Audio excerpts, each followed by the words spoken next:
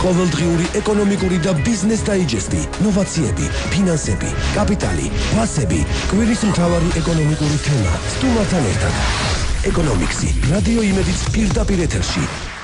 გაუარესდა თუ გაუმჯობესდა ქვეყნის ეკონომიკური მდგომარეობა, ასახავს თუ არა რეალობას NDI-ის გამოკითხვები და რატომ ამცირებს სავალუტო ფონდი ქვეყნის ეკონომიკური ზრდის პროგნოზს, რას ეყრდნობა ქვეყნის ხელისუფლების ოპტიმიზმი. გიორგი კვირიკაშვილის ეფექტი ქართულ ეკონომიკაში და პრემიერ-მინისტრის მმართველობის 100 დღე.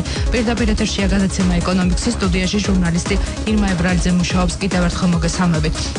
NDI-ის კვლევის შედეგების მიხედვით გამოკითხულთა უმეტესობის შეფასებით საქართველოს ცუდ ეკონომიკურ მდგომარეობაში იმყოფება.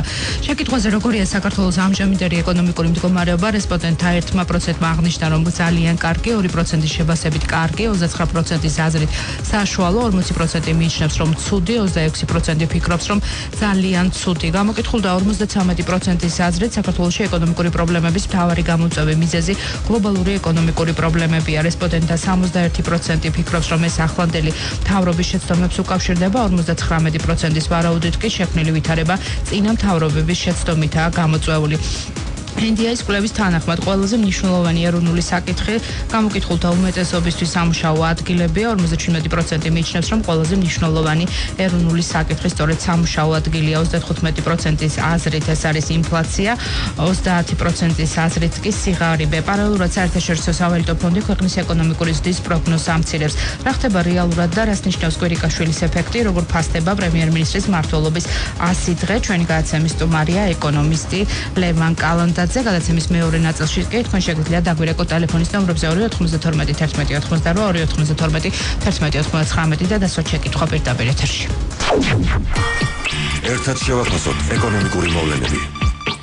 სტუმარი ეკონომიქსში. ლევან, გამარჯობა, ძალიან დიდი მადლობა გადაცემაში მონაწილეობისთვის. მოგესალმებით, მივესალმებით ჩვენს მსმენელს. სანამ დავიწყებდეთ ეკონომიკურ ანალიზს აღნიშნული კვლევების, მე მაინტერესებს თქვენი პოზიცია ენდობით თუ არა NDI-ის კვლევებს. იცით, მე არ ვაყენებ ასე საკითხს, რომ უნდა ვენდო თუ არ უნდა ვენდო ამათ თუ იმ კვლევას. მე ცოტა განსხვავებული საქართველოში, ასე ვთქვათ, გავრცელებულ პოზიციებს შორის ცოტა განსხვავებული პოზიცია მაქვს. მე სოციოლოგიურ კვლევებს, განსაკუთრებით პოლიტიკურ კვლევებს ყოფ იმის მიხედვით საინტერესოა თუ არა ესა თუ ის კვლევა ჩემთვის. მოდით ასე ვთქვათ, ყველა საჯარო კვლევა, რომელიც ასე ვთქვათ, საჯარო მოხმარების მიზნით კეთდება, ჩემთვის ნაკლებად საინტერესოა. ჩემთვის უფრო საინტერესოა ხოლმე კვლევები, რომელიც სწორედ შიდა მოხმარებისთვის, სამსახურეობრივი სარგებლობისთვის არის გათვლილი და გარკვეული კონფიდენციალობის მაღალი ხარისხი ახლავს, იმიტომ რომ ეს უფრო ობიექტურია. როცა კვლევა საჯარო მიზნებისთვის ტარდება, ნებსი თუ უნებლიეთ შემკვეთის ინტერესის გათვალისწინებით სრულიად შესაძლებელია ამ კვლევამ გარკვეული ეს კვლევა როგორც გარკვეული ინსტრუმენტი საზოგადოებაზე ამომრჩეველზე, განსაკუთრებით პოლიტიკური კვლევების შემთხვევაში იქნას გამოყენებული და სწორედ ამ ეგრეთ წოდებული ცდომილების, მოდით ასე ვთქვათ, პოლიტიკური ცდომილების ხარჯზე სრულიად შესაძლებელია გარკვეული აცდენები იყოს. აქედან გამომდინარე, ასეთი ტიპის კვლევები ჩემთვის ნაკლებად საინტერესოა. მე არ ვსაუბრობ ერთ რომელიმე კონკრეტულ ორგანიზაციაზე, ეს არ ეხება ამ შემთხვევაში მხოლოდ AIRA-ის, მე ზოგადად ვსაუბრობ NDI-ის უკაცრავად ბოდიშვიხტი, მე ვსაუბრობ ზოგადად საჯარო კვლევებზე. ანუ ის რომ დავშოთ ეს კვლევა, რომელიც გამოქვეყნდა და საზოგადოებრივი აზრის ფორმირებაშიც თავისთავად მიიღო მონაწილეობა, ეს არ არის თქვენთვის, ასე ვთქვათ, საინტერესო და ის აქცენტები, რომელიც დაისვა. იგივე მე პოლიტიკურ ნაწილს არ ვეხები, გადაცემის ფორმატიდან გამომდინარე, ვსაუბრობ ეკონომიკურ ნაწილზე. ის რომ დავუშვათ გამოკითხულთა უმეტესობა ფიქრობს, რომ ქვეყნის ეკონომიკური მდგომარეობა არის ცუდი. არის თუ არა ეს რეალობა? იცით, სადაო საკითხია. გარკვეული თემა თუ ამ კონკრეტულ NDI-ის კვლევასთან დაკავშირებით ვილაპარაკებთ, გაჩნდა ძალიან ბევრი კითხვა. მე თავად სოციოლოგია არა ვარ, ასე ვთქვათ, ვერ ვისაუბრებ მეთოდოლოგიის ხარვეზებზე, თუმცა რაღაც გარკვეული კითხვები გამიჩნდა. მაგალითად, ორ საკითხს შევეხები. ერთი თემაა, თქვენ თვითონვე ახსენეთ, რომ მოსახლეობა გამოკითხული რესპონდენტების 53% თulis რომ ეკონომიკური მდგომარეობის გაუარესება, მოდით ასე ვთქვათ, არის საგარეო ფაქტორებით გამოწვეული. 53 გლობალური 61% თulis რომ ეს არის მთავრობის ბრალი. ცოტა ალოგიკურია. თუ დააჯამებთ მაგას გულისხმობთ 53-ს არა, პირიქით, კი არ დავაჯამებთ, თუ ერთმანეთს დავადებთ. თუ 53% თulis ანუ ნახევარზე მეტი რომ ეს ამის მიზეზი არის საგარეო ფაქტორი, ანუ ეგზოგენური ფაქტორი, ანუ ჩვენგან დამოუკიდებელი მიზეზით მოხდა ეკონომიკური მდგომარეობის გაუარესება, მაშინ ლოგიკური კითხვა ისმის 61% როგორღა აბრალებს უხეში უტრირებას ვახდენ, როგორღა აბრალებს ამას მთავრობას, ხო? მეორე მნიშვნელოვანი საკითხი, რომელმაც გარკვეული კითხვა გამიჩინა, ეს უკვე მეთოდოლოგიის პრინციპებთან დაკავშირებით. მეთოდოლოგიის პრინციპი. მე მეთოდოლოგიას არ ვეხებ, იმიტომ არა ვარ სოციოლოგი, მე ეკონომისტი ვარ, და აქედან გამომდინარე მაინტერესებს იმ ტენდენციის ლოგიკურობა, რომელიც ასე ვთქვათ ამ კვლევაშია დაფიქსირებული. მეორე საკითხი, ისევ ეკონომიკური თემა. გამოკითხული მხოლოდ გამოკითხულთა 3% შემოსავლები შეადგენს 400 ლარზე მეტს.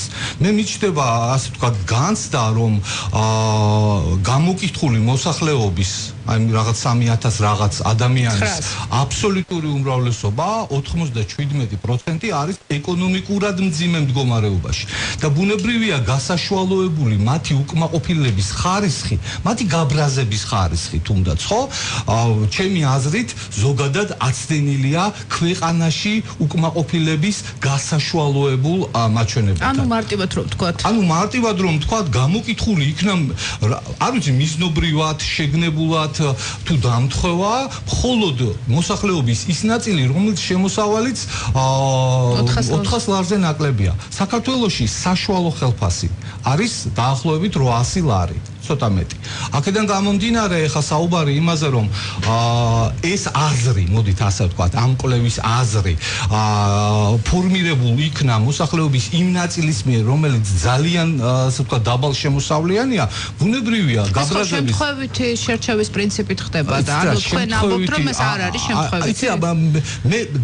მე გამიჩნდა კითხვა, რომელსაც პასუხი არ აქვს, ბუნებრივია. ამ კითხვას, როცა პასუხი არ აქვს, ხო, მოყვება ხოლმე ეჭვი.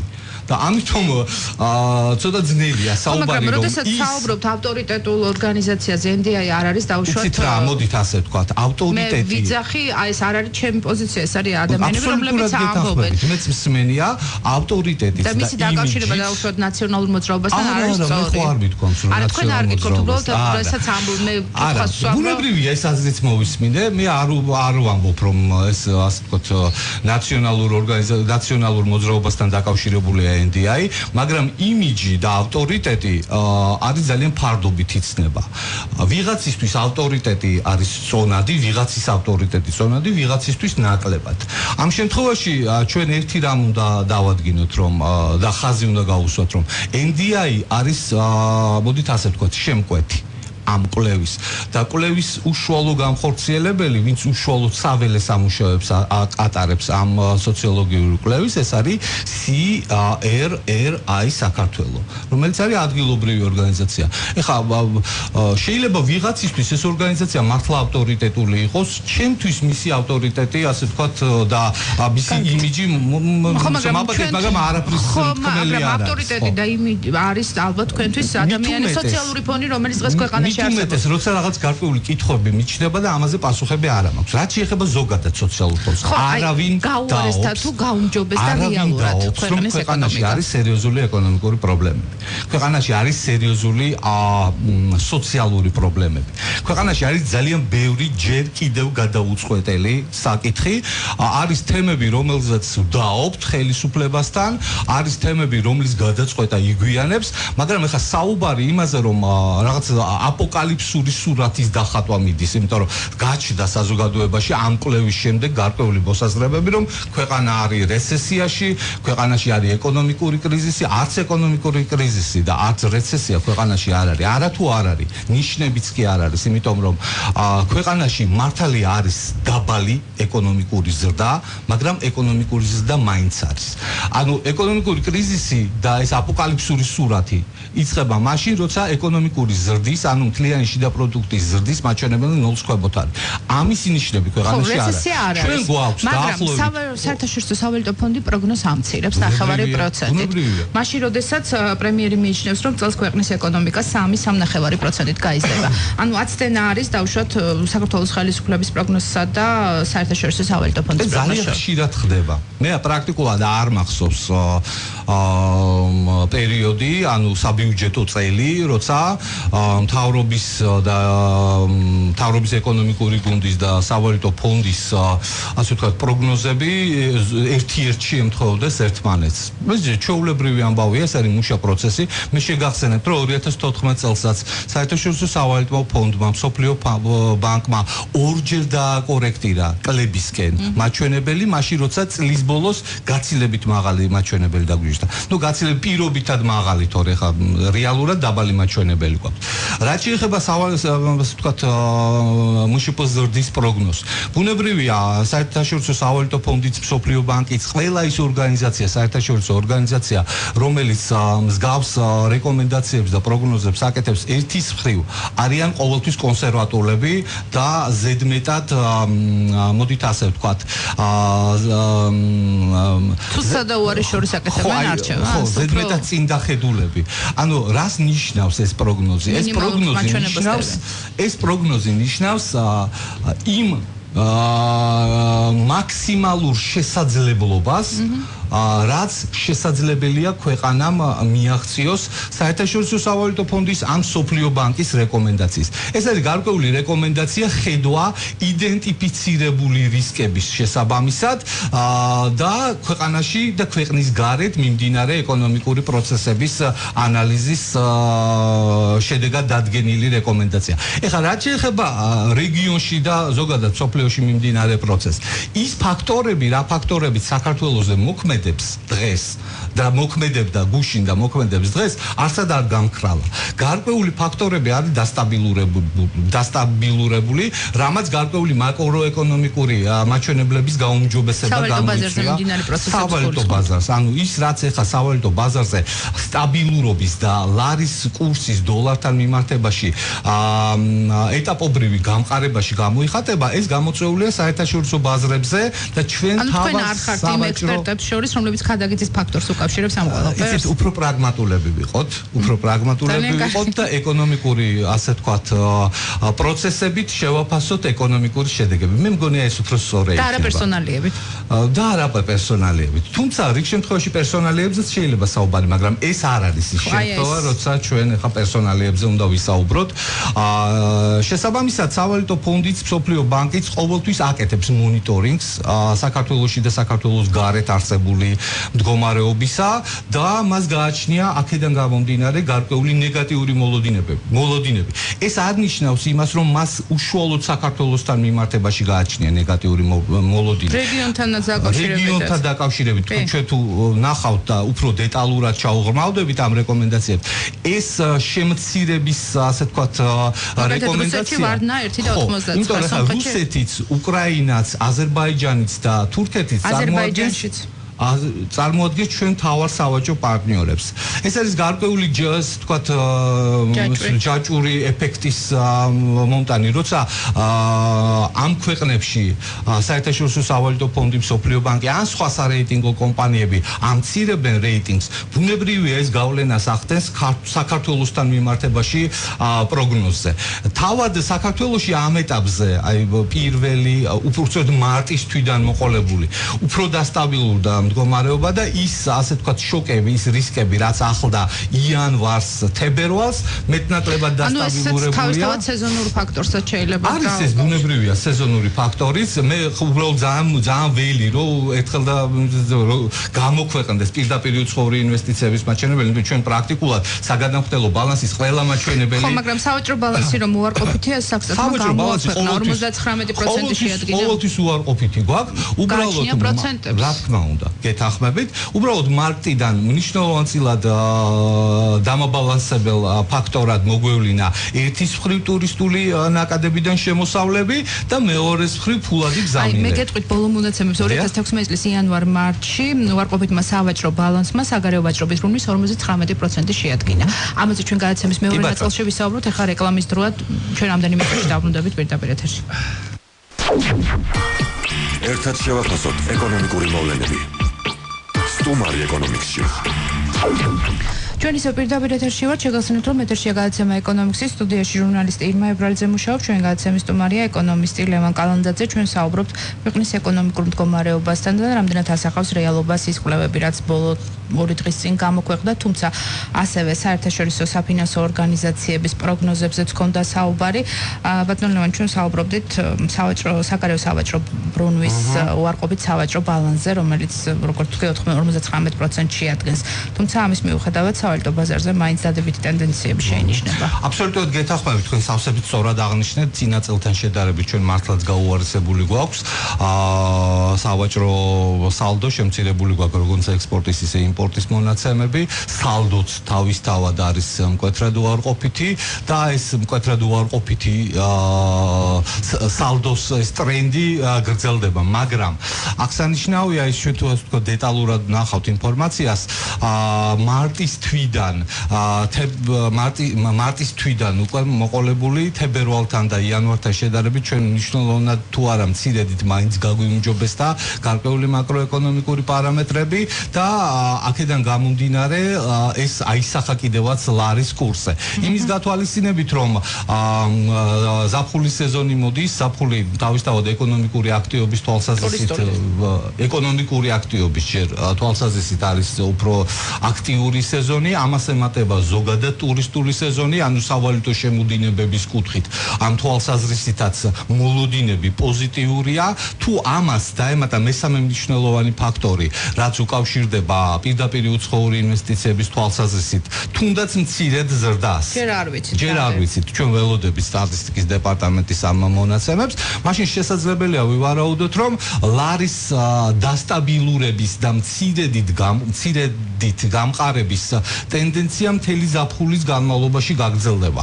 ამ შემთხვევაში არის ძალიან მნიშვნელოვანი ის, რას გააკეთებს და როგორ გააკეთებს ფინანსთა სამინისტრო, იმიტომ რომ ბიუჯეტი მაქსიმალურად ჩვენ უნდა შევეცადოთ ყველანი, როგორც საზოგადოება, საზოგადოება როგორ, მაგრამ სახელმწიფო ასე ვთქვათ, უნდა შეეცადოს, რომ ბიუჯეტი დამატებით რისკ ფაქტორად არ ჩამოყალიბდეს ლართან მიმართებაში და ხარჯვითი პოლიტიკა მაქსიმალურად თანმიმდევრული და გეგმაზომიერი იყოს.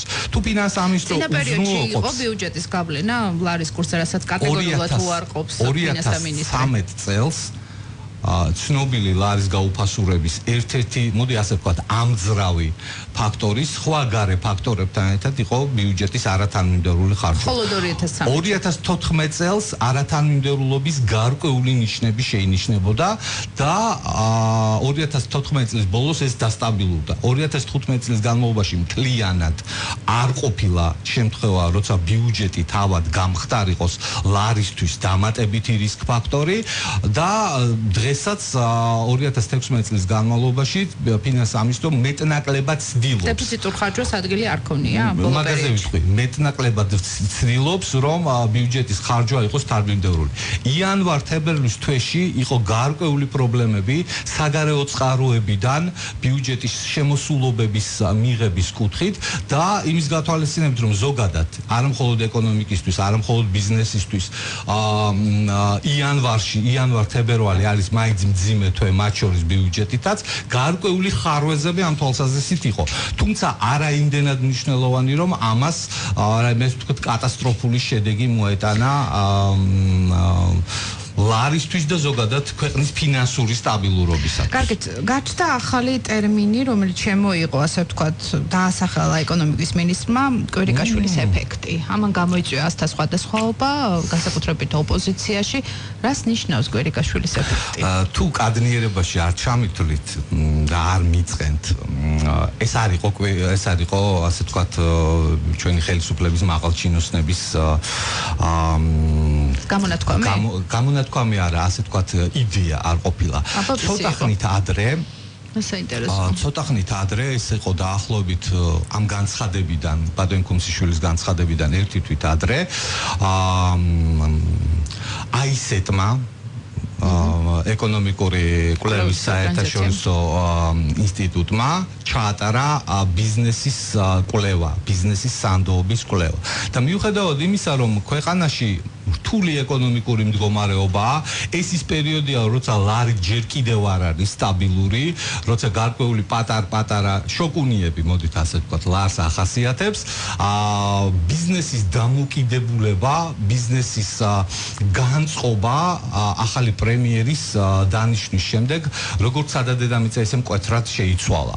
და ამ კვლევას სწორედ აისეტმა უწოდა კვირიკაშვილის ეფექტი. ანუ პოზიტიური მოლოდინები გაჩნდა. გაჩნდა პოზიტიური მოლოდინები. ბუნებრივია, ამას გარკვეული ობიექტური მდგენელი აქვს. მე კიდევ ერთხელ ხაზს უსვამ, რომ მართალია ეკონომიკური მდგომარეობა, ასე ვთქვათ, საკმაოდ, ასე ვთქვათ, რთული იყო ლართან მიმართებაში, განსაკუთრებით, ანუ დევალვაცია ჯერ კიდევ არ იყო შეჩერებული, ანუ სტაბილურობის მხოლოდ ნიშნები ჩანდა, მაგრამ კვირიკაშვილმა გააკეთა ის, რაც თავისთავად როგორც პოლიტიკურად, ისე წმინდა პრაგმატულად იყო სწორი. მან დაიწყო ძალიან აქტიური კომუნიკაცია ბიზნესთან. ახალი რეფორმები, რომელიც ჯერ არ არის ახალი რეფორმები, მოდით ასე ვთქვათ, ესეც ძალიან საინტერესოა ამ რეფორმების წარმომავლობა. რომელიც ახალი არ არის, რა თქმა უნდა. რომელიც არ არის ახალი და რომელიც მოდის ბიზნესისგან. ბიზნესმა დაინახა, რომ ხელისუფლება, მთავრობის ეკონომიკური გუნდი, უშუალოდ პრემიერი ერთის მხრივ არის გარანტი და მეორე მხრივ არის პირობა იმისა, რომ მათგან წამოსული ინიციატივები ცხოვრებაში გატარდება და რეალურად კანონმდებლობაში აისახება. ბუნებრივია ეს კომუნიკაცია, ეს შეეხო არა მხოლოდ იმ საგადასახადო ცვლილებებს, რაც დაანონსდა. ეს შეეხო აქციზის თემებთან დაკავშირებით მოლაპარაკებებს, ეს იყო უალკოჰოლო სასმელების მარკირებასთან და იმიტომ რომ შედეგი არ არის. მოდით ასე ვთქვათ, ამ ეტაპზე ბიზნესსა და ხელისუფლებას შორის მიმდინარეობს მუშაობა ამ კონკრეტული ცვლილებების საკანონმდებლო ასახვის თვალსაზრისით. გარკვეული პაკეტი შესულია პარლამენტში. გარკვეული პაკეტი შესულია. ანუ ბიზნესი და ხელისუფლება ამ შემთხვევაში მთავრობის ეკონომიკური გუნდი შეთანხმდნენ, რომ ცვლილებების ნაწილი ამოქმედება ზაფხულშივე, რაც უკავშირდება საგადასახადო ტვირთის შემცირებას, საგადასახადო ადმინისტრების გამარტივებას და მეორე ნაწილი ძალაში შევა 2017 წლის 1 იანვარიდან. აი ეს გახდა სადაო თემა, იმიტომ რომ გაჩნდა, ანუ გამოიწვა მოსაზრება, რომ ბიზნესი არც შემთხვევაში არ უნდა დათანხმებოდა იმას, იმიტომ რომ შეღავათები ყოველთვის ჭირდებათ, ანუ მთავრობა მათქმევინა თავისი სათქმელი ბიზნეს და შემდეგ დათანხმდა გულისხმობ გადავადებას. გარკვეული კითხვები მეც მიჩნდება, იმიტომ რომ როდესაც მიმდინარეობდა შეთანხმება ამ საკითხზე, მაშინ ბიზნესი გამოვიდა და თქვა, რომ ეს არის ძალიან კარგი და კარგია, რომ ზაფხულში ამოქმედება, შემდეგ შეიცვალა რაღაც ერთ თვეში არც კი ეს და თვითონ მიმართეს პრემიერს თხოვნით. აი ამან გააჩინა კითხვები. თქვენი მოსაზრება როგორი ეს იყო მართლა ბიზნესის? ისიც ასე ვთქვათ, წმინდა ასე ვთქვათ, ჩემი პროფესიული თვალსაზრისით მეც მოხარული ვიქნებოდი, რომ ეს ცვლილებები ერთბაშად ყველა ცვლილება ერთად ზაფხულში შესულიყო ძალაში, თუმცა მე ვესაუბრე ბიზნეს ასოციაციის შესაბამისი კომისიის წევრებს, ბატონ ლალაზაშვილს, იურიდიულ სამსახურს, ანუ ყველა იმ ადამიანს, ვინც იყო ინიციატორი ამ კონკრეტული ასე ვთქვათ გადავადების. მე მგონია, რომ ის კონკრეტული მიზეზები, რასაც ასახელებს ბიზნეს ასოციაცია და ბიზნესმენთა ნაწილი ამ ცვლილების, ანუ კონკრეტულად ამ შემთხვევაში ესტონური მოდელის კომპონენტის იანვრამდე გადავადების არგუმენტად, გარკვეული ლოგიკურობა ამაში არის, იმიტომ რომ არსებობს გარკვეული ტექნიკური ნაწილი, რომელიც არის მოსაგვარებელი, მაგრამ რატომ ადრე არ იყო ამაზე ლაპარაკი და დიდი ხანია მუშაობენ ამ ცვლილებებზე? ამ სისტემაში, აგრეთ სხვადასხვა ანგარიშგების მოწესრიგებას და სრულფასოვანი ამ ინიციატივის ამ სიახლის სრულფასოვან ამოქმედებას უნდა უწყობდეს ხელს, ხო?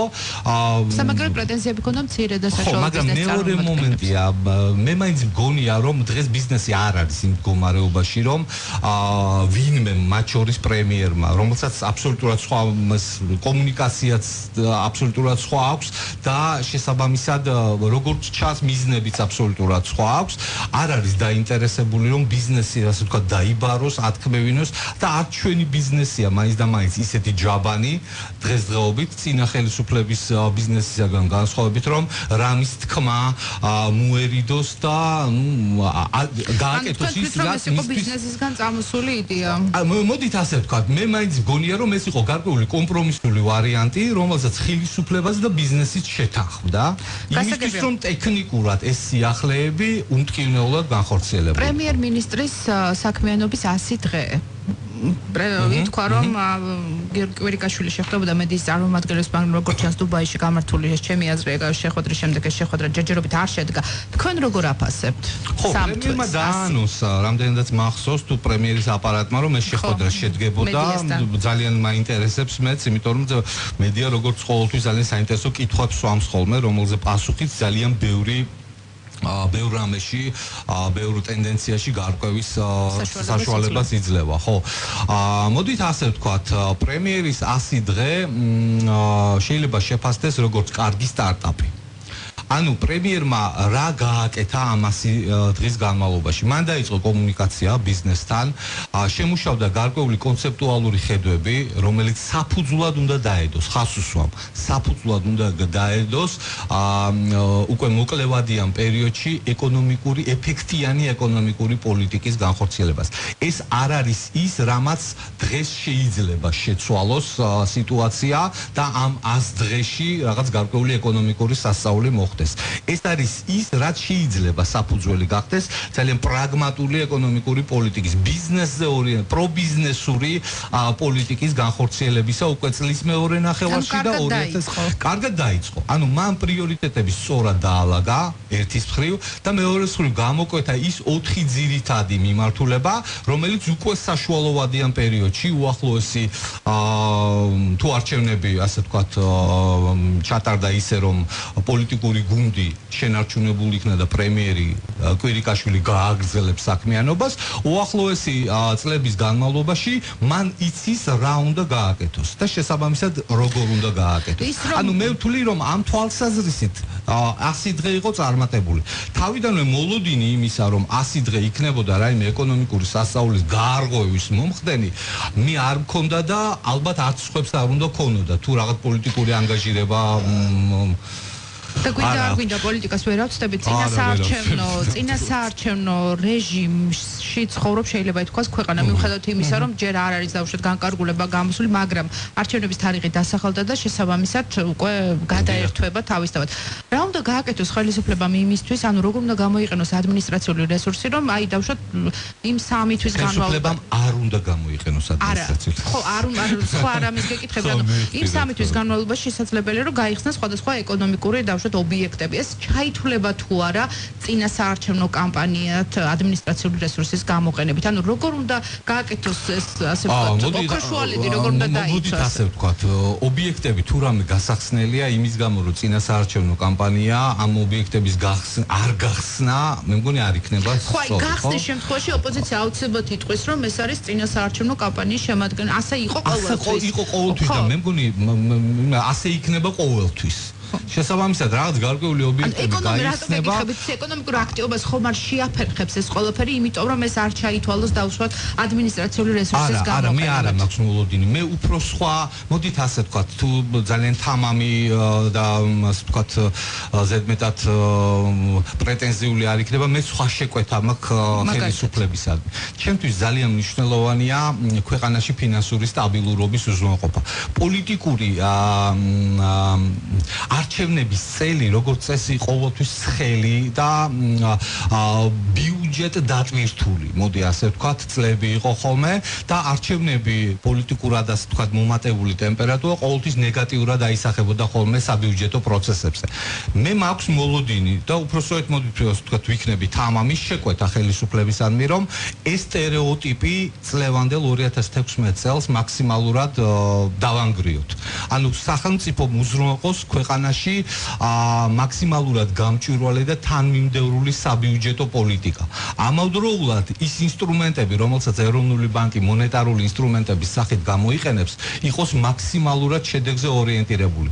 ანუ არც ბიუჯეტი ფინანსთა სამინისტროს სახით და არც ეროვნული ბანკი ორიენტირებული არ უნდა იყოს არჩევნებზე და ორიენტირებული უნდა იყოს წმინდა პრაგმატულ, რაციონალურ გადაწყვეტილებებზე ფინანსურ სტაბილურობას. ძალიან საინტერესო პრეზიდენტის განცხადება ეხლა ვკითხულობ, გიორგი მარგულაშვილი ამბობს, რომ მე დამაჯერეს, რომ არჩევნების 60 დღეზე უფრო ადრე დანიშნა იქნებოდა ფინანსურად დამანგრეველი, აღმოჩნდა, რომ ეს ასე არ არის. ანუ 3 თვით ადრე ანუ ეს ასე ვთქვათ ეს დამთვარი ურთიერთობა რომელიც იყო პრემიერსა და პრეზიდენტს შორის ახლა რაღაც შავმა კატამ ხო არ გაირბინა? არა.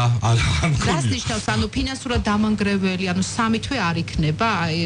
პრეზიდენტის განცხადებას პრეზიდენტის ინიცირებული ასე ვთქვათ პირველადი ვერსიით წინასაარჩევნო კამპანია რეალურად ყოფილიყო 2 თვიანი. ეხლა გამოდის 3 თვიანი. მე არ მგონია რომ ამან რაიმე მნიშვნელოვანი ასე ვთქვათ დამანგრეველი ეფექტი შეიძლება იქონიოს. უბრალოდ ძალიან საინტერესოა ეხლა ეს განცხადება. დააჯერეს რომ იქნებოდა ძალიან საინტერესოა სწორედ ეს ვინ დააჯერა და რა კონკრეტული არგუმენტები დააჯერა, იმიტომ რომ ეხლა 3 თვიანი წინასაარჩევნო კამპანია არის ჩვეულებრივი მოვლენა და მე ვთვლი რომ მეტნაკლებად ოპტიმალური. შეიძლება ვიდაოთ რომ 2 თვე ჯობია, 3 თვე ჯობია, 4 თვე ჯობია თუ რაღაც, მაგრამ ყოველ შემთხვევაში არა, საუბარი იმას რომ გარკვეული რეგულაციები შედის ძალაში და თავისთავად შეზღუდვები ვრცელდება. მაგრამ გარკვეული რეგულაციები უფრო ხარჯის ეკონომიასთან არის დაკავშირებული და არა პირიქით ხარჯების გაწევასთან. ეხლა ჩვენ მხოლოდ საარჩევნო ადმინისტრაციის ხარჯებს თუ გულისხმობთ, საარჩევნო ადმინისტრაციის ხარჯები 1 თვის იქნება თუ 3 თვის გასაწევი, მერწმუნეთ მინიმალურია და ეს ქვეყნის ეკონომიკაზე არანაირ გავლენას არ ახდენს. ეხლა სხვა რა ხარჯებზეა ლაპარაკი, უბრალოდ ყოველ წარმოუდგენელი ის რომ ინვესტორების მოლოდინი ამ შემთხვევაში ყოველთვის ხდება ხოლმე წინასაარჩევნო პერიოდში, რომ მოლოდინის რეჟიმში არიან ინვესტორები. 2 თვიანი საარჩევნო კამპანია იქნება თუ 3 თვიანი, ეს ინვესტორების რამე გავლენის არ ვიცი, მე აქედან გამომდინარე გეკითხებით, ანუ ყველა ვერსია შეიძლება დამუშავდეს. მოდით ასე ვთქვათ, ინვესტორებისთვის ქვეყანაში ეკონომიკური მდგომარეობა და განსაკუთრებით ფინანსური სტაბილურობა, ანუ რაზეც ვისაუბრე, ეს ჩემი შეკვეთა რაც იყო ხელისუფლებისგან, ის უფრო მნიშვნელოვანია, ვიდრე კამპანია 2 თვიანი იქნება თუ 3 თვიანი. მერწმუნეთ ეს ამ შემთხვევაში გადამწყვეტია. და გითხოთ ამ თემას გვერდსვერაული, გახდება თუ არა ლევან კალანდაძე ქართული ოცნების სახე, იმიტომ რომ მედიაში ძალიან ბევრი დაიწერა ამის შესახებ. ხო, თქვენ პირველი არ ახართ ვინაც ამ თემაზე მეკითხება. საზოგადოება საინტერესოა თქვენი მოსაზრება. ძალიან ბევრი ასე ვთქვათ სხვა სატელევიზიო თუ საინფორმაციო საშუალებებით გაჟღერდა ეს ინფორმაცია. მე ერთს ვიტყვი, მე პირადად არ მქონია ჯერჯერობით კონსულტაცია ქართულ ოცნებასთან. მე მოვისმინე დღეს ბატონი კალაძის განცხადება, რომ ყველა ეს ინფორმაცია საარჩევნო სიებთან დაკავშირებით, რომელიც დღემდე მედიაში ვრცელდება, არის უბრალოდ არასწორი. ასე რომ მოდით დაველოდოთ თავად ქართული ოცნების თუ მექნება შემოთავაზება, მე აუცილებლად განვიხილავ ამ თემას. ვიფიქრებთ ყოველ შემთხვევაში. ვიფიქრებთ და განვიხილავ. ნახოთ, დაველოდოთ, ნუ გაუწრებთ მოვლენებს. იმედია რომ მედია კიდევ ერთ ექსპერტს არ დაკარგავს. ეკონომიკის ექსპერტს. ჩვენი გასაჭირი გვაქვს ამ შემთხვევაში. ძალიან დიდი მადლობა საინტერესო საუბრისთვის ლევან კალანდაძე. კი, დიდი ხანია. ლევან კალანდაძე, ეკონომისტი, პასუხობდა ჩვენ შეკითხვებს. მომავალ ხუთშაბათს ამ სტუდიაში სხვა თემით და სხვა სტუმრით დაბრუნდებით. მადლობთ ყურადღებისთვის. ყოველდღიური ეკონომიკური და ბიზნეს დაიჯესტი, ინოვაციები, ფინანსები, კაპიტალი, ნავთობის ფასები, ეკონომიქსი, მთავარი ეკონომიკური მოვლენებისა და თემების განხილვა. ეკონომიქსი, რადიო იმედის პირდაპირ ეთერში, ირმა ებრალიძესთან ერთად.